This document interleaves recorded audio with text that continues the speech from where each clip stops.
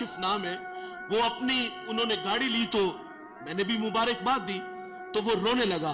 वो कहता कि हफीज साहब एक जमाना था कि मेरे पास कुछ भी नहीं था, मेरी माँ बीमार हुई और गधा गाड़ी पे माँ को बिठा करके, मेरे पास किराया भी नहीं था, हॉस्पिटल ले आया, लेकिन माँ जिंदगी की बाजी हार गई। और वो कहते हैं कि आज सब कुछ है, गाड़ियां भी हैं, बंगले भी हैं, फैक्ट्रियां भी हैं, लेकिन आज माँ नहीं है। ये इंसानी फितरत है, जिसने खुशहाली देखी हो वो आरजू जरूर करता है कि काश कि आज मेरी माँ जिंदा होती। मैं 1997 में किबला रजा साकिब मुस्तफाई साहिब के पास तालीम हासिल करने के लिए आया, तो मेरी वालिदा ने मुझे बचपने में कहा कि बेटे मेरी आरजू है कि जिस तरह किबला हजरत मिंबर पे बैठ के लोगों को अल्लाह रसूल की बातें सुनाते हैं, मेरा बेटा भी लोगों को अल्लाह रसूल की बातें सुनाए। ये मेरा ख्वाब, मेरा सपना है और मैं ये देखना चाहती हूँ। लेकिन हुआ क्या कि 1999 में वो अल्लाह के पास चली गई। अल्लाह ने बड़ी इज्जतों से नवाजा है। पूरे पाकिस्तान में जाता हूँ और हजारों के इज्तिमाअत में मैंने खिताबात किए हैं, उलमा की मौजूदगी में, बड़े बड़े मशाइख की मौजूदगी में मैंने अल्लाह रसूल की बातें सुनाई हैं।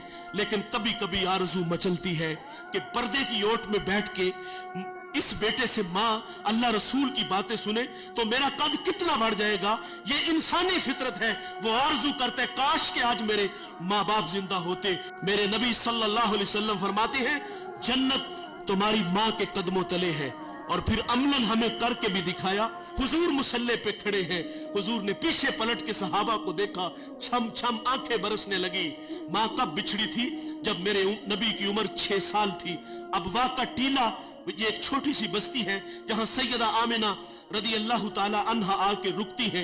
आपको बुखार हो गया था और बुखार तलख था जिसने सैयदा आमिना रदी अल्लाह ताला अन्हा की जान ले ली थी।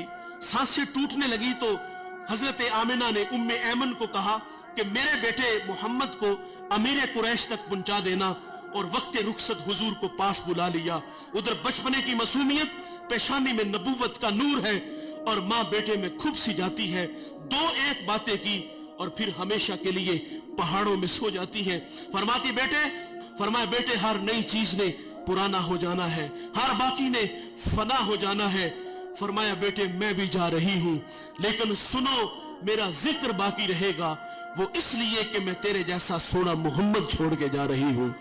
सांसों की माला टूट गई, मोती कहीं फिजा में बिखर गए।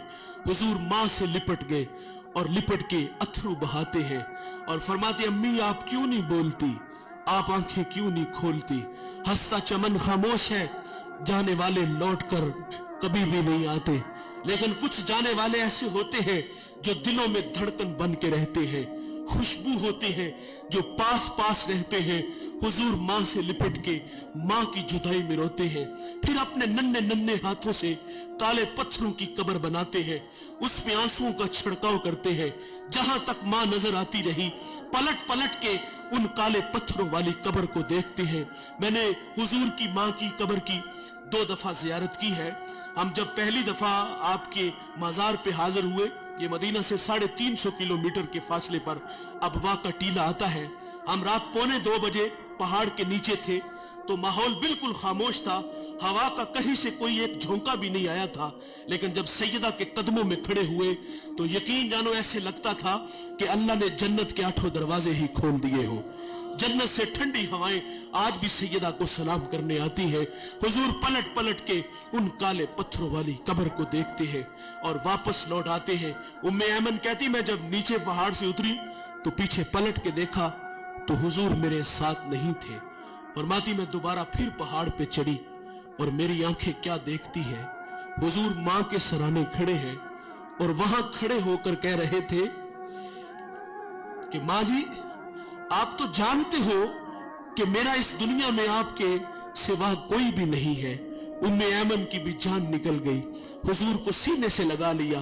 आका फरमाया करते थे उम्मे ऐमन मेरी माँ के बाद मेरी माँ लगती है। साहिब 6 साल की उम्र में माँ बिछड़ी थी, आज मुसल्ले पे खड़े हैं, ताहद्दे नजर असहाब हैं, छम छम आंखें बरस रही है।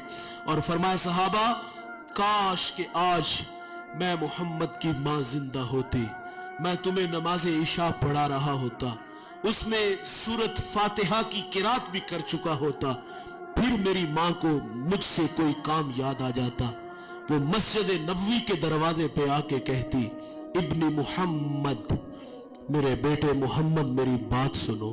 حضور فرماتے نماز توڑ کے پہلے ماں کی بات کو سنتا۔ حضور نے عملاً ہمیں ماں کی عزت کر کے بتایا، تو صاحب ان کی قدر ان کی زندگی میں کرو۔ میں ایک جگہ خطاب کرنے گیا تو ایک بوڑھا میرے پاس آ کے بیٹھ گیا اور رونے لگے۔ مجھے کہتے مولوی صاحب منو ایک مسئلہ تے دسو، جن نے ماں ویکھی نہ ہوئے اودا کی بنے گا؟